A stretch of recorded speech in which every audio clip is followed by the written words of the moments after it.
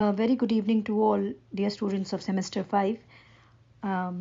आज जो मैं आपको टॉपिक पढ़ाने जा रही हूँ, आपने देखा कि पहला टॉपिक जो हमारा है issues in growth, development and sustainability, वो फिनिश हो गया है। और सेकंड जो हमारा यूनिट है, या जो भी कहेंगे आप, टॉपिक कहें या यूनिट है, वो फैक्टर्स इन डेवलपमेंट की बात करता है, विकास के तत्वों की बात करता है, जिसमें हमें कैपिटल फॉर्मेशन, टेक्नोलॉजी एसेट्रा पे बात करनी है।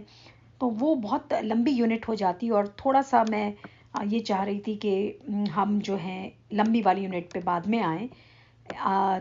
एक मन में ये भी एहसास रहता है कि हम आगे बढ़ रहे हैं।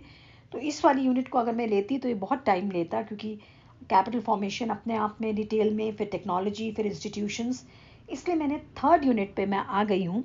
और जो ये थर्ड यूनिट है बच्चों, ये है पॉपुलेशन एंड इकोनॉमिक डेवलपमेंट। तो पॉपुलेशन एंड इकोनॉमिक डेवलपमेंट में हमें डेमोग्राफिक ट्रेंड्स के बारे में बताना है, और दूसरा हमें अर्बनाइजेशन के बारे में बताना है। तो मुझे अर्बनाइजेशन ऐसा लगा कि बड़ा हैपनिंग सा टॉपिक है, इसको पहले ले लेती हूँ। और आज मुझे लगता है मैंने जो आपको इंग्लिश के नोट्स भेजे हैं उसमें बस एक ही हेडिंग रह गई है जिसको कवर करना है। तो मे बी हम जो हैं, हमारी थर्ड यूनिट बहुत जल्दी ख़त्म हो जाएगी, क्योंकि डेमोग्राफिक ट्रेंड्स जो हैं उसमें हमें बता दूं मैं आपको कि डेमोग्राफी का मतलब होता है it is a study of population. जब जनसंख्या के बारे में हम अध्ययन करते हैं तो उसको हम डेमोग्राफी कहते हैं। तो डेमोग्राफिक ट्रेंड्स जो हैं बहुत डिटेल में नहीं लंबा होगा। तो इस तरह से आप देखेंगे कि हमारी ये यूनिट, मुझे लगता है नेक्स्ट वीक हम सेकेंड यूनिट पे आ जाएंगे। और आप ये देखेंगे कि जो मैं आपको नोट्स दे रही हूँ, अर्बनाइजेशन पे काम चल सकता था। हम ये बता देते कि भाई अर्बनाइजेशन का मतलब क्या होता है और इंडिया में क्या है अर्बनाइजेशन की स्थिति, लेकिन थोड़ा सा आपको ये महसूस होगा स्लाइटली आपके सेमेस्टर 5 के हिसाब से, थोड़ा सा मैं डिटेल कर रही हूँ। और वैसे देखा जाए तो अगर ये टॉपिक एमए में होता तो ये खैर 10 दिन ले लेता, लेकिन स्लाइटली इसलिए ज़्यादा कर रही हूँ कि आप लोग अपने आप ही उसको कम करने की क्षमता रखते हैं।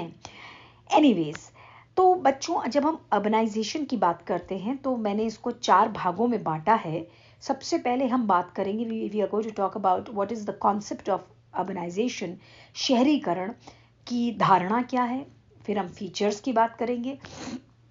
फीचर्स आपकी किताब में नहीं दे रखे हैं, या शायद 1 या 2 दिए हैं, लेकिन फीचर्स ज़रूर कर लीजिएगा, क्योंकि एक तरह से इंट्रोडक्शन, अगर अर्बनाइजेशन क्या है पूछा जाता है तो उसमें हम फीचर्स को भी इंक्लूड कर सकते हैं।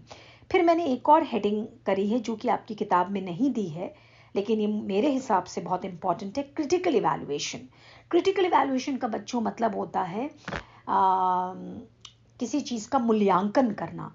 और जब हम इवैल्यूएट करते हैं तो सिर्फ हम अच्छी बातों पर ध्यान नहीं देते, बल्कि हम अच्छे और जो उसके दुष्प्रभाव हैं, जो बैड एंड गुड इफ़ेक्ट्स हैं, जो नेगेटिव एंड पॉजिटिव इफ़ेक्ट्स हैं, जो डिसएडवांटेजेस एंड एडवांटेजेस हैं, दोनों पर ध्यान देते हैं। और जो फोर्थ टॉपिक, सब टॉपिक आएगा अर्बनाइजेशन में, अर्बनाइजेशन इन इंडिया। और अर्बनाइजेशन इन इंडिया आपकी बुक में भी दे रखी हेडिंग, और अभी मैंने किया नहीं है, बस यही बचा है। तो अर्बनाइजेशन इन इंडिया में मैं अवश्य चाहूँगी कि कुछ लेटेस्ट डेटा आपको दूँ जो बुक में होगा। मैंने चेक किया, बुक में 2011 के बाद का नहीं दे रखा है। एनीवेज, अब हम आ जाते हैं अपने टॉपिक पर, अर्बनाइजेशन। तो बच्चों, अर्बनाइजेशन का मतलब होता है शहरीकरण। आपने 2 शब्द अवश्य सुने होंगे, रूरल, रूरल का मतलब ग्रामीण, और अर्बन का मतलब शहरी। तो अर्बनाइजेशन जो है, मेरा मानना है, मेरा क्या मानना है, आप सबका भी मानना होना चाहिए कि ये जो प्रगति है ना, ये जो डेवलपमेंट है ना, ये जो इकोनॉमिक डेवलपमेंट है, ये इसकी देन है।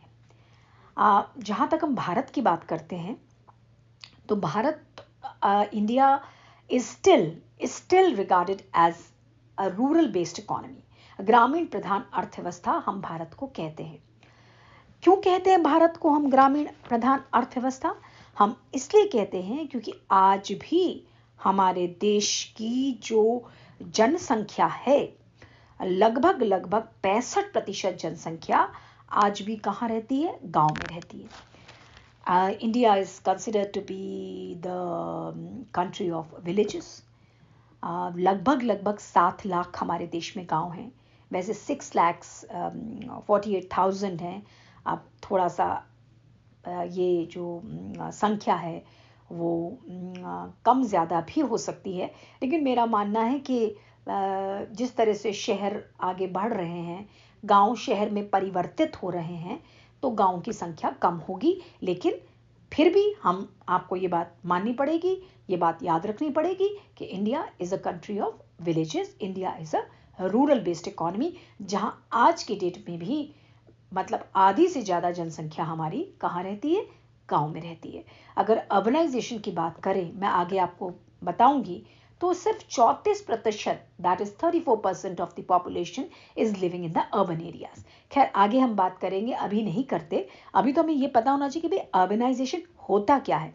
तो अर्बनाइजेशन का मतलब होता है increase in the proportion of people living in towns and cities. जब हम शहर में रहने वाले व्यक्तियों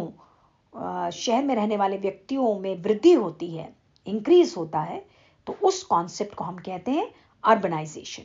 अब ये अर्बनाइजेशन मैंने यू कर लिखा है, आप लोग मत लिखिएगा ऐसे, आप पूरा अर्बनाइजेशन लिखिएगा। अर्बनाइजेशन क्यों होता है, कैसे होता है, ये सब तो हम बात करेंगे, लेकिन अर्बनाइजेशन होने का कारण क्या है? क्यों हम कहते हैं कि भाई urbanisation is happening? Because people they move from rural areas to urban areas. और ये कब होता है? ये तब होता है जब हमारी इकोनॉमी डेवलपिंग इकोनॉमी होती है, जब हमारी इकोनॉमी विकासशील अर्थव्यवस्था होती है, विकास के पथ पर अग्रसर होती है। तो अर्बनाइजेशन जो एक टर्म है बच्चों, ये लैटिन वर्ड URB, अर्ब से लिया गया है, और अर्ब का मतलब होता है सिटी, सिटी का मतलब होता है शहर।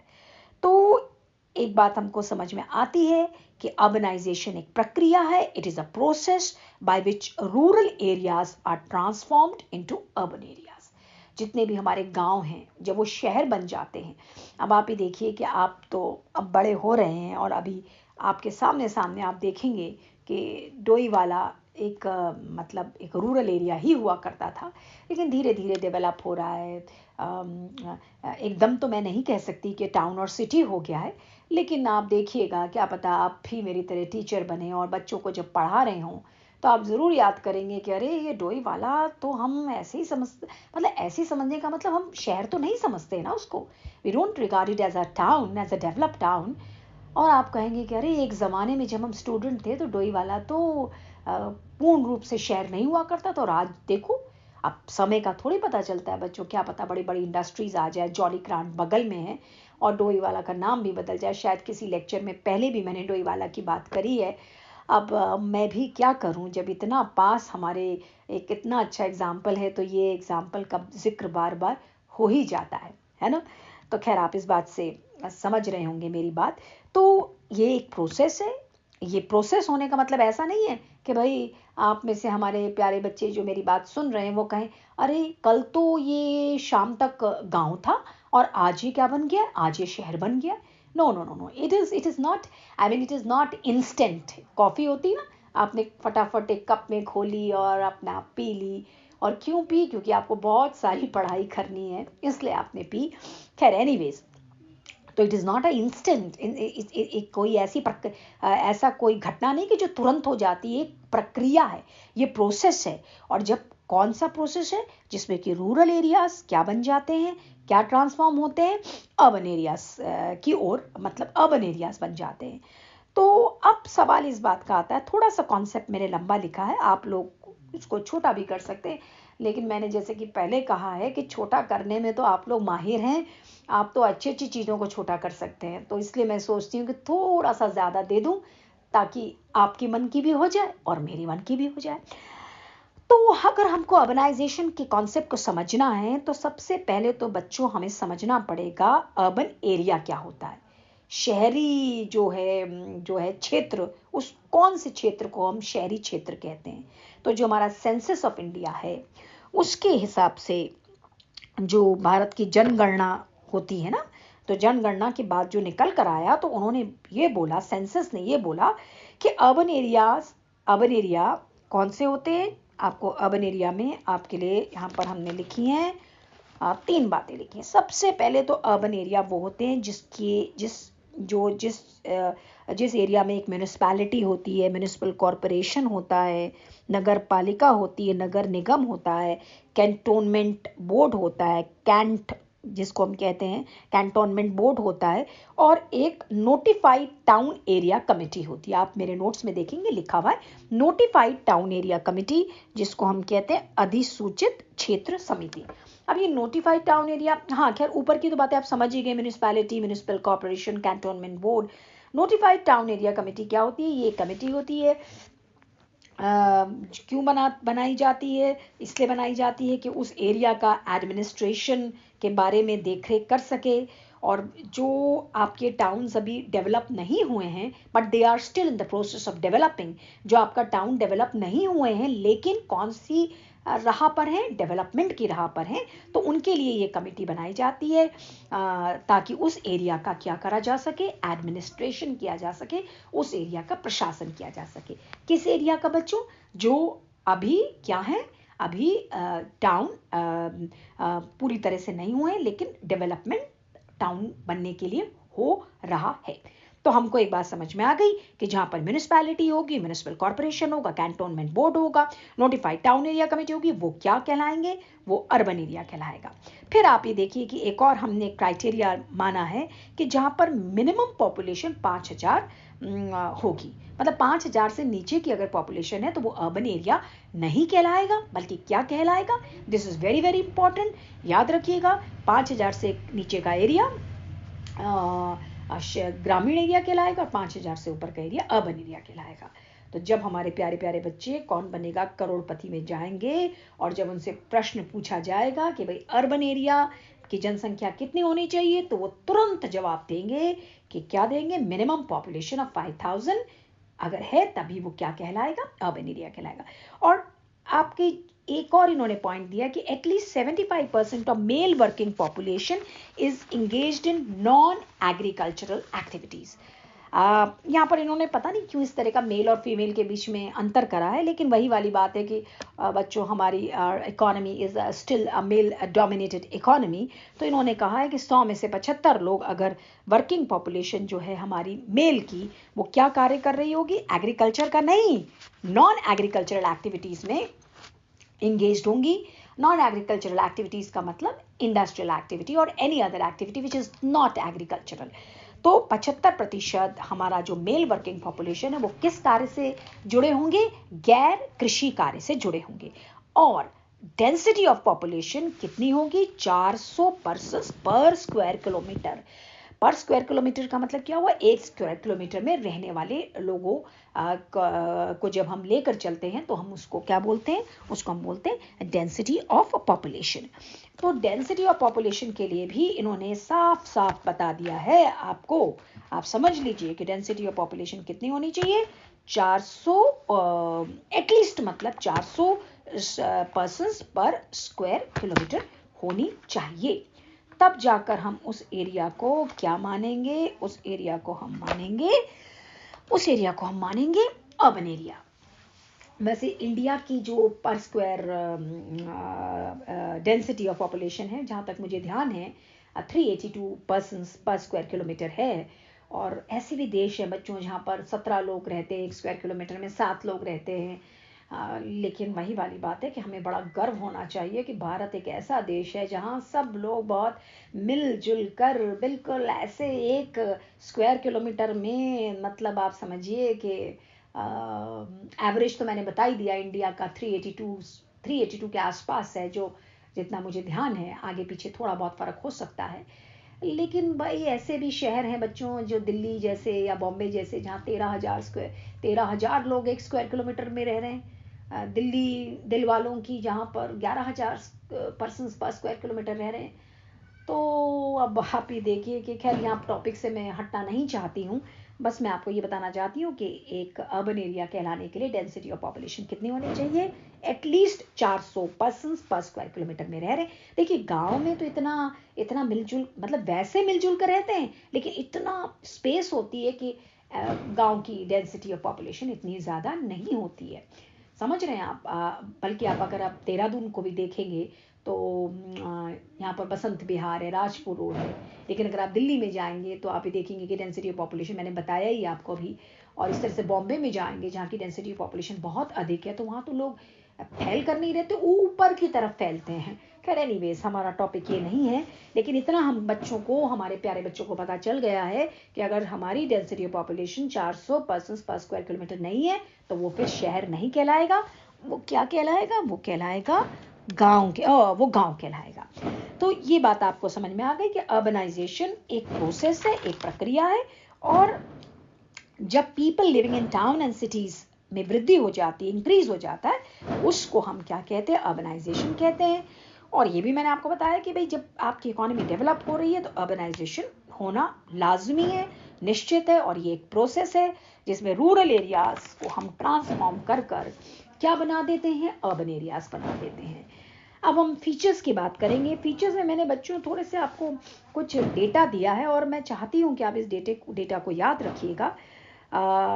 सबसे पहली बात तो फीचर में आती है कि increase in number of people living in town and cities. जब शहर में रहने वाले व्यक्तियों की संख्या बढ़ती है तो वो अर्बनाइजेशन कहलाता है। सेकेंड नंबर पे क्या आता है, more than half of the world's population lives in urban area. ये मैंने फीचर बताया, ये इंडिया का नहीं, जनरल बताया कि हमारे विश्व की आधी से ज्यादा जनसंख्या कहाँ रहती है, अर्बन एरियाज में रहती है। जितने भी आपके थर्ड सी पॉइंट है, most developed nation percentage of urban population is significantly high. आप भी देखिए, मैं आपको दो बात बताती हूँ, डेवलप्ड नेशंस में अर्बन पॉपुलेशन ज़्यादा है और लेस डेवलप्ड नेशंस में, अंडर डेवलप्ड कंट्रीज में अर्बन पॉपुलेशन कम है। समझ रहे हैं, ये बात याद रखिएगा, ये बात भूलने की नहीं है। Pace of economic development accelerates the pace of urbanisation. Pace का मतलब स्पीड, स्पीड का मतलब गति। तो जैसे जैसे आपका इकोनॉमिक डेवलपमेंट बढ़ेगा वैसे वैसे आपका अर्बनाइजेशन बढ़ेगा। मतलब कहने का मतलब क्या है कि जैसे जैसे आपके अर्थव्यवस्था का में आर्थिक विकास होगा वैसे वैसे नगरीकरण होगा, शहरीकरण होगा। मैंने नगरीकरण नहीं बोला था क्योंकि किताबों में शहरीकरण लिखा है, लेकिन मुझे बोलते बोलते ध्यान आ गया कि अगर एग्जाम में नगरीकरण आता है तो उसका मतलब ही अर्बनाइजेशन है। ये जरा पॉइंट मुझे बड़ा, मैंने आपके लिए गूगल से ही निकाला है।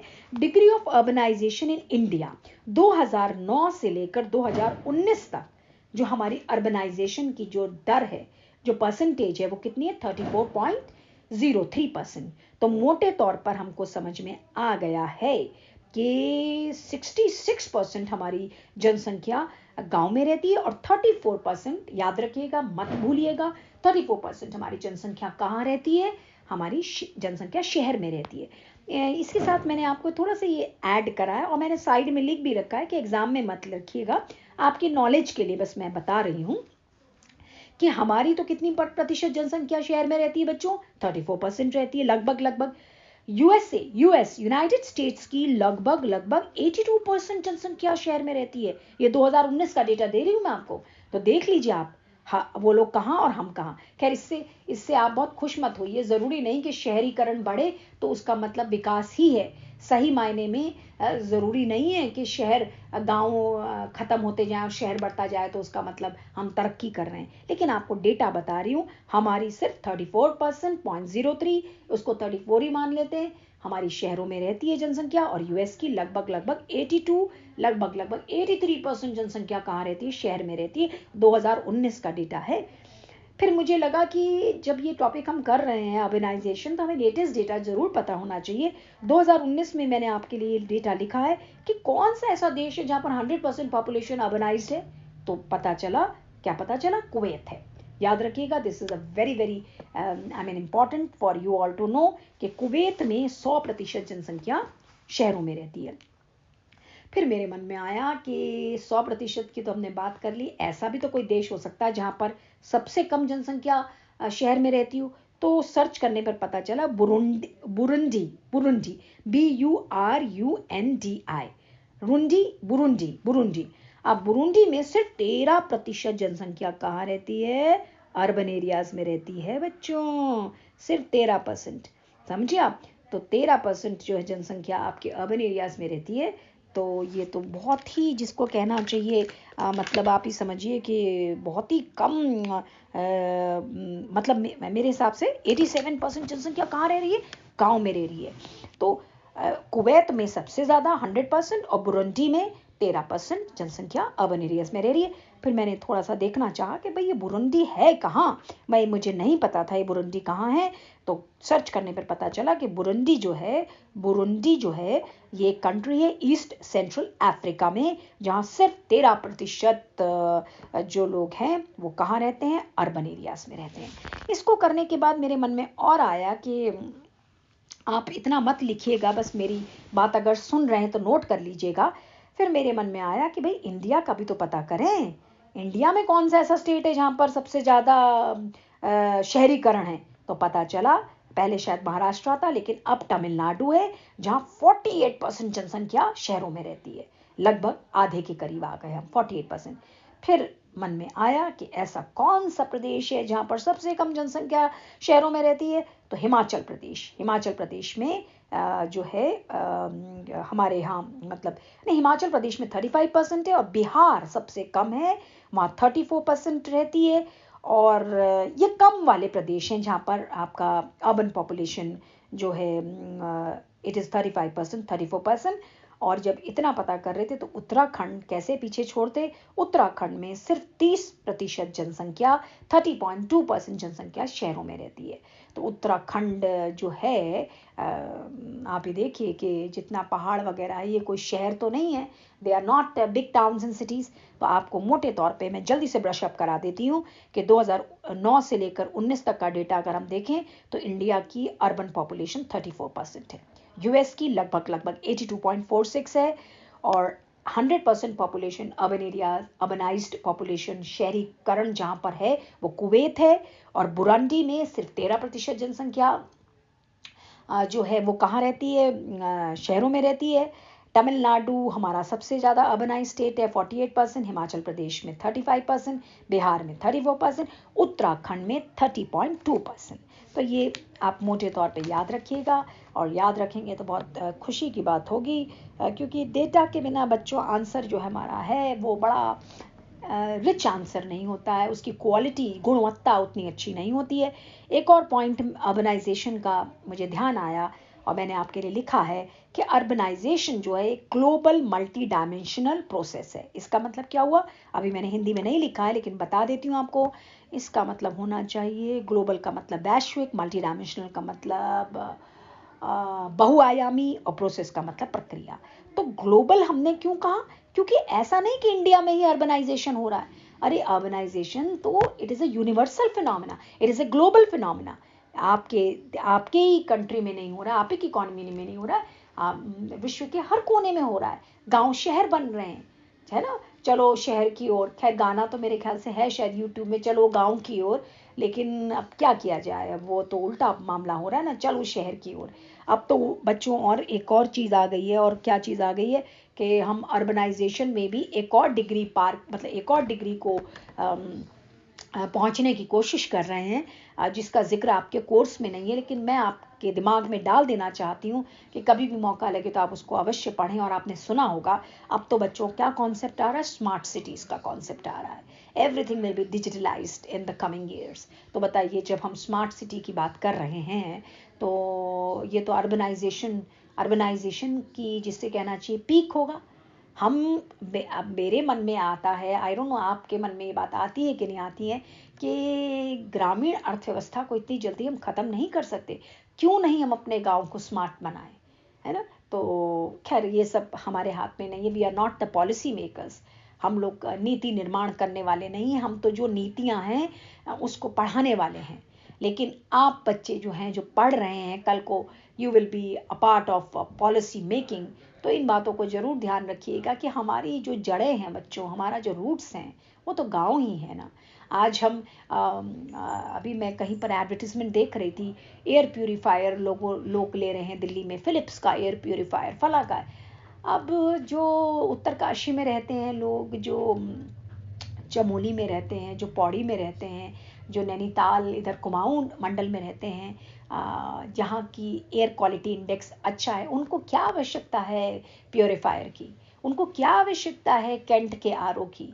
पानी भी शुद्ध है, हवा भी शुद्ध है, मन भी शुद्ध है। खैर, मन शुद्ध कहने से इसका मतलब ये नहीं कि अर्बन एरियाज में रहने वाले लोगों का मन शुद्ध नहीं होता, लेकिन अगर हम इस पे भी एक सर्वे करेंगे तो शायद शुद्धता में थोड़ा थोड़ा अंतर पाया जाएगा, थोड़ी मिलावट पाई जाएगी। अब आप ये बताइए ना बच्चों, जहाँ की हवा, जहाँ के पानी, जहाँ की मिट्टी, हर चीज़ में मिलावट होगी, खाने में मिलावट होगी, तो फिर थोड़ा थोड़ा विचारों में भी मिलावट आ ही जाएगी। But anyways, I am drifting from my topic. मैं आप अपने टॉपिक से दूर नहीं होना चाहती, और क्योंकि आज इसको कराने में ही 25 मिनट लग गए हैं, तो क्रिटिकल इवैल्यूएशन और एक इसका पार्ट और बचेगा, उसको मैं आपको कल कराऊंगी। Is it all right?